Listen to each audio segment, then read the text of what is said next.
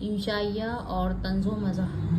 انشائیہ ایک جدید صنف ہے اور ابھی تک اس کی خصوصیت قطعیت کے ساتھ متعین نہیں ہو سکی۔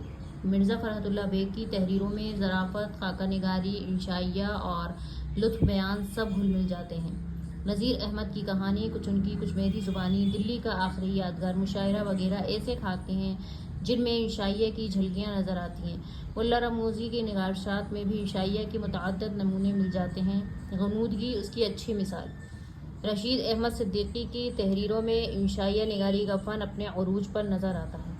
آزادی کے بعد طنز و مزاح میں نام پیدا کرنے والوں میں پطرس بخاری، ملا رموزی، رشید احمد صدیقی، شوکت تھانوی، کنہیا لال کپور اور کرشن چندر وغیرہ اہم ہیں۔ پطرس کے مضامین خالص مزاح کا نمونہ ہیں جن میں طنز کی نہایت خفیف اور خوشگوار لہریں جا بجا نظر آتی ہیں۔ رشید احمد صدیقی اس دور کے سب سے بڑے طنز و مزاح نگار ہیں۔ سنانے کے ساتھ ساتھ وہ قاری کو غور و فکر کی بھی دعوت دیتے ہیں۔ شوکت تھانوی کے مزاح میں گہرائی نہیں، کنہیا لال کپور کے طنز میں تیزی بھی ہے اور نفاست بھی۔ کرشن چندر نے سماجی ناہمواریوں کو طنز کا نشانہ بنایا ہے۔